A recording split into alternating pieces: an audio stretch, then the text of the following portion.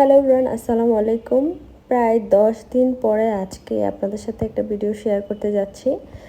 আর এই 10 দিনের মধ্যে 7 দিন পর্যন্ত এই বিয়ের অনুষ্ঠানটাই ছিল। 7 দিন হওয়ার কারণে যেদিন হলুদ ছিল তার পরের দিন আর কোনো অনুষ্ঠান ছিল না, তার পরের দিন আবার অনুষ্ঠান ছিল। তো সেই জন্যই কিন্তু এভাবে 7 দিন চলে যায়। আর এটা ছিল হলুদের দিন।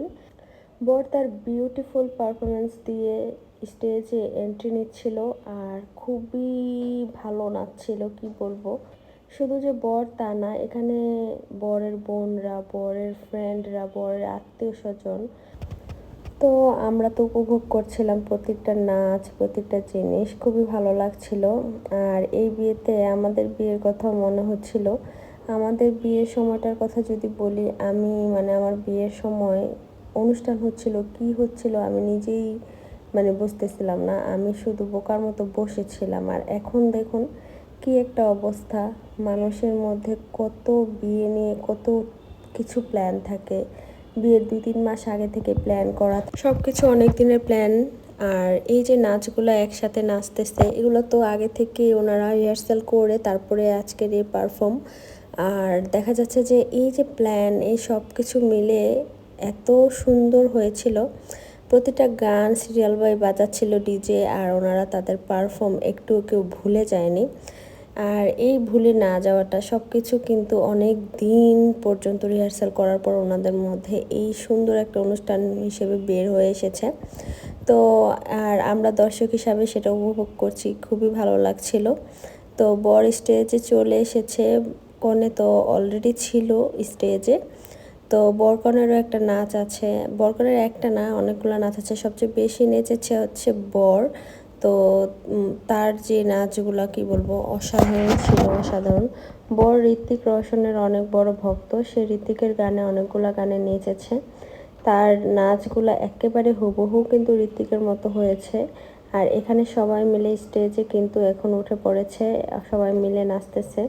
এখানে সীমান্ত ভাই খুব নাচছিল। আর এই অনুষ্ঠানটা হচ্ছে সীমান্ত ভাইয়ের ফ্রেন্ডের, এবং তার বেস্ট ফ্রেন্ড বিকি ভাই ছিল। তো তার ফ্রেন্ডের বিয়েতেই আমরা গিয়েছিলাম সবাই। সব ফ্রেন্ডরা এই বিয়েটাতে ভিডিও দেখলে পরে বোঝা যাবে যে সবাই কি পরিমাণ পরিশ্রম করেছে এই নাচগুলোকে সুন্দরভাবে এখানে প্রেজেন্ট করার জন্য, আগে থেকে রিহার্সাল করে। আর সচরাচর কিন্তু এমনটা হয় না, সব কিছু কিন্তু এভাবে প্ল্যানিং অনুযায়ী সবসময় হয় না। আর এই দেখুন আমাদের মামুনিটা, আর সে মামুনি সবাই মাসাল্লাহ বলতে ভুলবেন না, ও কিন্তু মাসাল্লাহ কাপড় পরেছে, এই কাপড়টা রেডি করে আনা হয়েছে, রেডি করে ওর জন্য কুচিগুলো সব কিন্তু সেট ছিল। আর ও কাপড় পরে আরহামের সাথে খুব খেলা করছিল। আর এই তো আমরা এখানে ফুচকা জিলাপি খাচ্ছিলাম আগে, আর এখানে আরহাম সাফওয়ান ওরা দৌড়াদৌড়ি করছিল। তো এখানে ফুচকার জিলাপির স্টল ছিল, সেখান থেকে জিলাপিটা খেলাম। ফুচকাও ছিল, চটপটিও ছিল, দুইটাই ছিল। তো চটপটিটা আমরা খাই, জিলাপিটা তো খুবই মজা ছিল। তারপরে এখন এই কিছুক্ষণের মধ্যে নাচ শুরু হয়ে যাবে, তো সবাইকে বসতে বলা হচ্ছে। তো আমরা দেরি না করে তাড়াতাড়ি করে সামনে বসে পড়ি। আর এই দেখুন নাচ কিন্তু অনেক সুন্দর হয়েছিল। আমি যদিও আপনাদের সাথে গানের সাথে শেয়ার করতে পারছি না, কারণ কপিরাইট ইস্যু আছে। তো এখানে গানটা ছিল ওরে দুষ্টু পোলাপাইন, এই গানটা ছিল, একেবারে হুবহু কিন্তু নেচেছে। আর গানের তালে তালে কোনো বিট বন্ধ হচ্ছিল না, ওনারা নাচার সাথে সাথে আরেকদল নাচতে চলে আসছে সাথে সাথেই। এখানে কোনো অফ যাচ্ছিল না, যার কারণে আরও বেশি ভালো লেগেছে। আর সবাই খুব অসাধারণ নেচেছে, আর আমরা তো খুব মজা করছিলাম।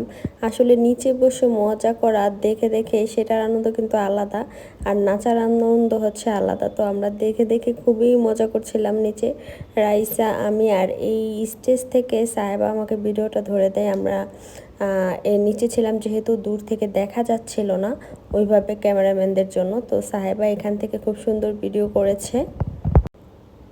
আর এখানে নিচে ছিল হচ্ছে রাফতা রাফতা দেখো আঁখ মেরি লড়ি হ্যাঁ। আর এখান থেকে রাইসা আর আমি এখানে বসেছিলাম, সাহেবা ঈশা ওরা উপরে ছিল। আর আমরা এখান থেকে সেলফি তুলছিলাম, ভিডিও বানাচ্ছিলাম, আবার গান নাচ দুইটাই দেখছিলাম। আর এখানে চমক চাল্লু গানে নাচা হচ্ছিল, একেবারে বিটে বিটে তালে তালে নাচছিল ওনারা। আর এই গত কয়েকদিনে আমরা সবাই একসাথে অনেক মজা করেছি। আর অনেক দিন পর আসলে আমি এরকম গায়ে হলুদে গিয়েছি। প্রায় 5-7 বছর আগে আমি এমন হলুদের কাপড় পরে কোনো হলুদে গিয়েছি। আর এই 5-7 বছর পরে মনে হয় আমি কোনো বিয়েতে গেলাম বা হলুদে গেলাম। বিয়েতে তো যাওয়া হয়, কিন্তু গায়ে হলুদে আমার ওইভাবে কখনোই যাওয়া হয় না। অনেক দিন পর, মানে অনেক বছর পরে গেলাম। আর এখানে এই ভাইয়া তিনটা কিন্তু নেচেছিল তেরে বাতোं में ऐसे उलझा जिया, একেবারেই সেম টু সেম নেচেছে। গান যেহেতু আমি দিতে পারছি না, কিন্তু কেমন মনে হচ্ছে যে নাচটা কি হয়েছে। আর দেখবেন যে 3-4 জন মিলে যখন সেম ওই গানের যে স্টেপগুলো সেগুলো ছাড়াও যদি মানুষ নাচে, তারপর নাচগুলো কিন্তু দেখতে ভালো লাগে। সেম না হলেও তো ওনাদের নাচটা তো তারপরও একেবারেই সেম হচ্ছিল। অনেক নাচ স্কিপ করে গিয়েছি, কিন্তু বরের নাচ স্কিপ করা যাবে না। এখানে তার মেহবুবার জন্য সে এই নাচটা দিয়েছিল। অসাধারণ পারফর্ম করেছে, দেখতে পাচ্ছেন। আর বরের মনে যে কি খুশি ছিল, খুশি থাকারই কথা। আসলে পছন্দের বিয়ে হলে এরকম খুশি লাগবে, নাচ আসবে, কত কিছু করতে ইচ্ছা করবে। তো ওনাদের দেখলেই কিন্তু বোঝা যায়। তো আমরা ভিডিওর মাধ্যমে দোয়া করি বা এমনিতেও দোয়া করি যাতে তাদের দাম্পত্য জীবন খুবই সুখের হয়ে থাকে। আর এই আনন্দটা যেন সবসময় আনন্দের থাকে। তারপরে আমরা ওখান থেকে প্রায় আস্তে আস্তে মনে হয় প্রায় 3টা বেজেছে প্রায় আমাদের আস্তে আস্তে, যেহেতু আমরা গিয়েছিলাম এই রাত 11টার দিকে। তো আস্তে আস্তে আমাদের রাত 2:30-3টা বেজে যায়। আর এখন যেটা বলবো সেটা হচ্ছে, বর যেহেতু ঋত্বিক রোশনের খুবই ভক্ত, সে ঋত্বিকের গানে নাচবে না এটা কি হয়। তো এখন ঋত্বিকের কাহো না প্যার হে সবচাইতে ফেমাস একটা গান, সেটাতেই নাচছে এবং হুক স্টেপ যেটা সেটা দিচ্ছে। আর ট্রাস্ট মি একেবারেই হুবহু হয়েছিল। সবার তো নাচ হয়ে গেল, এখন উড়াধুরা নাচ হবে কতক্ষণ, এবং বর এবং বধূর নাচ হবে, যেটা সবার শেষে দেওয়া হয়েছে। দেখা যাচ্ছে যে যে কোনো কিছু কিন্তু ইম্পর্টেন্ট পার্টটা সবার শেষেই হয়ে থাকে। তারপরে আর কি অনুষ্ঠান প্রায় শেষ, আমরা এখন হলুদের অনুষ্ঠান শেষ করে চলে যাচ্ছি বাসায়। এবং তারপরে নেক্সট ডেতে বরযাত্রীর সাথে আমরা আপনাদের সাথে দেখা করতে চলে আসলাম। এই হচ্ছে বরযাত্রী কিন্তু এন্ট্রি নিচ্ছে, এবং এখানে কিন্তু টাকা ওড়ানো হচ্ছে। অবশ্যই আসল টাকা না, এখানে নকল টাকা উড়ানো হচ্ছে, এবং এই টাকা উড়ানোর জন্য নকল টাকা ছাপিয়ে আনা হয়েছে। আর এগুলো যদি সত্যি সত্যি টাকা হতো, কি একটা অবস্থা হতো বলুন তো।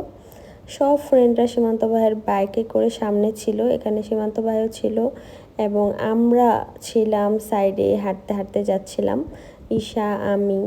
এবং এখানে যাওয়ার সময় এত পরিমাণ আতশবাজি আর বোম পড়ছিল, আর এগুলোর ছিটাফোটা নিচে পড়তেছিল আতশের। তো আমরা দৌড়ে আবার পিছন দিকে চলে এসেছিলাম, আবার সামনে যাচ্ছিলাম। আর এগুলোর সামনে তো আসাই যাচ্ছিল না। আর বাবা আমি এসেছিলাম বাইরে একটু ভিডিও করব, হল থেকে বাইরে চলে এসেছিলাম। তো গরমে পুরাই সিদ্ধ হয়ে গেছে, আমি বলছিলাম যে কেন আমি বাইরে আসলাম, এত পরিমাণ গরম ছিল। তারপরে যখন আমরা কমিউনিটি সেন্টারের গেটে যাই, তখন তো আমি বাইরের দিকে থেকে ভিতরে যেতে পারছিলাম না, না তো বাইরে দাঁড়াতে পারছিলাম গরমে। তারপরে আর কি একটা সাইডে দাঁড়িয়েছিলাম, এত চিল্লাপাল্লা হচ্ছিল যেহেতু গেট ধরেছে শালিকারা ওনার। তো তারপরে অনেকক্ষণ পরে ভিতরে যেতে পারি।